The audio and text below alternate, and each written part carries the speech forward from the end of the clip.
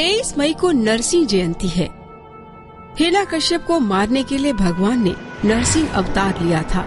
ये बात तो सभी जानते होंगे, लेकिन नरसिंह अवतार और जय विजय की तात्विक कहानी क्या है, इसके बारे में शायद ही किसी को पता होगा।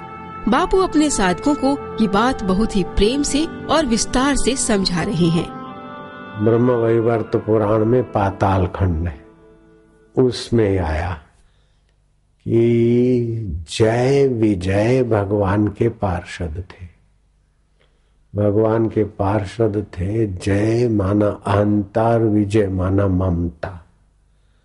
अहंता और ममता होने पर, भगवान सच्चिदानंद होने पर भी अहंता और ममता के कारण अनुभव में नहीं आते।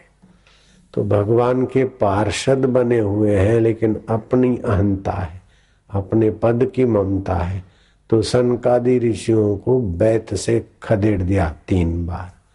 तो सनकादि ऋषि ब्रह्मवेता थे, उनको अपना सच्चिदानंद स्वभाव हस्त मलकवत था। तो जैसे आप इधर आए तो भी हिंदुस्तान में हो और अपने अपने घर गए तो भी हिंदुस्तान में, ऐसे ही ज्ञानी साक्षात्कारी महापुरुष के लिए जन्म लेना अथवा किसी लोक में रहना या शरीर छोड़ देना या शरीर धारण कर देना, उनके लिए जन्म मृत्यु नहीं होता है, उनके लिए एक विचरण विहार हो जाता है। तो सनकादि ऋषि योग बल से पहुंचे भगवान नारायण से मिलने को। तो जय विजय ने उनका अपमान करके खदेड़ दिया। तो 1 बार नहीं 3 बार। तो सनकादि ऋषियों ने कहा कि तुम भगवान के धाम में हो, फिर भी तुम्हारा अहंता ममता नहीं गया और तुम दैत्य जैसा व्यवहार कर रहे हो, भगवान के पार्षद कहलाते हो। जाओ, तुम्हें धिक्कार है, हम तुम्हें श्राप देते। 3 बार खदेड़ा है तो तुमको 3 बार दैत्य योनि में भटकना पड़ेगा। सनकादि ऋषि की नाराजी और होहापो आवाज सुनकर भगवान नारायण आए। बोले, ऋषियों ने जो उपदेश दिया है या श्राप दिया है वो उचित ही दिया है, तुम बहुत सिर पर चढ़ गए हो, उद्दंड हो गए थे, मुझे सजा देनी थी।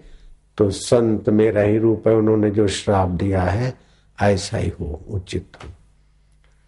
तो गिड़गिड़ाने लगे जय विजय। भगवान ने कहा, आखिर तुम मेरे सेवक हो, तुमको 3 बार जन्म लेना पड़ेगा, तो हम भी आ जाएंगे तुम्हारे को उस जन्म से पार करने के लिए। हम भी आ जाएंगे, तुम्हारे साथ कुश्ती खेल लेंगे। तो वही जय विजय हिरणाक्ष और हिरण्याकश्यप बने।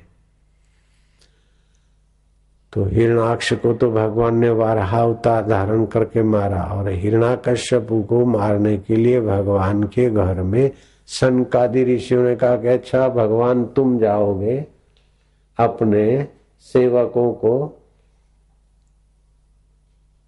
शुद्ध करने के लिए, आप आओगे तो वो लीला देखने के लिए हम भी आएंगे, चलो आपके अवतरण में सहयोगी होने को। तो भगवान तो कैसे आओगे, भक्त की पुकार से, तो हम आपके भक्त बन जाएंगे। हम हिरण्याकश्यपु के घर प्रहलाद होके आएंगे और फिर वो हमको रोकेगा, टोकेगा, डांटेगा। यही हमारा विरोधी वहां ज्यादा उद्यम करेगा तो फिर वहां आप प्रकट होना। तो भगवान सनकादि ऋषि प्रहलाद बन के आए। सनक, तो सनक प्रहलाद बन के आए और फिर भगवान उसके तपस्या से, समता से और हिरण्याकश्यपु के उद्दंडता को नियंत्रित करने के लिए और समाज को ज्ञान, भक्ति और लीला अमृत चखाने के लिए। अब उसने क्या करा, हिरण्याकश्यपु ने वरदान मांगा, न मैं दिन को मरूं न रात को मरूं। दिन को भी नहीं मरता अहंकार, रात को भी नहीं मरता। 10 आदमी सोए हो, फलाना भाई तो 9 को नहीं हो, जिसके अहंकार में फलाना भाई घुसा है वो जग जाएगा। क्या ख्याल है? तो अहंकार दिन को भी नहीं मरता, रात को भी नहीं मरता। बोले अंदर मरूं न बाहर मरूं, तो अहंकार घर के अंदर भी नहीं मरता और बाहर भी नहीं मरता। अस्त्र से न मरूं, शास्त्र से न मरूं, तो अहंकार नहीं मरता है। देवता से न मरूं, दानव से न मरूं, मानव से न मरूं, तो अहंकार इन सभी साधनों से नहीं मरता। ये कथा का अमृत पान कराने के लिए भगवान की साकार लीला है। तो अहंकार कैसे मरता है? बोले मनुष्य से भी नहीं मारूं और देवता से भी नहीं। तो भगवान ने देखा कि तेरे को जो भी वरदान मिले, लेकिन उससे विलक्षण अवतार भी तो हम धारण कर सकते अपने भक्त के लिए। न मनुष्य है न देवता है, नरसी अवतार। धड़ तो नर का और नाखून सिंह के और चेहरा सिंह का। अंदर न मरो बाहर न मरो तो चौकट पे मरो, सुबह न मरो शाम को न मरो तो संधि काल में मरो। अब ध्यान देना, हमारे और ईश्वर के बीच जो अहंकार है वो संधि काल में मरता है।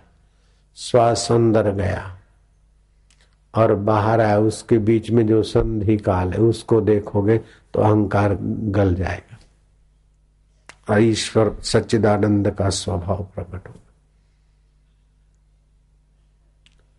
अस्त्र से न मरूं, शस्त्र से न मरूं, लेकिन वो समझदारी के पहने नाखूनों से मरता है।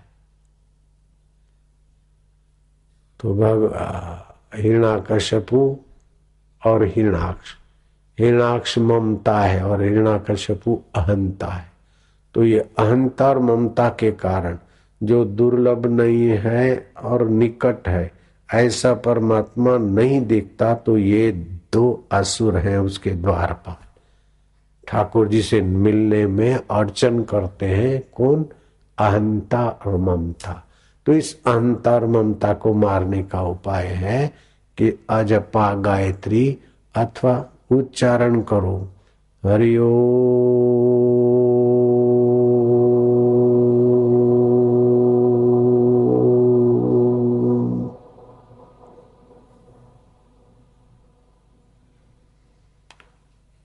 तो हरि का हा और ओम का मा, उसके बीच में संकल्प और विकल्प नहीं होगा, तो इसमें अहंकार की दाल नहीं गलेगी, चंचलता नहीं आएगी, ममता नहीं घुसेगी। हा और मां के बीच दूसरा कुछ आएगा नहीं।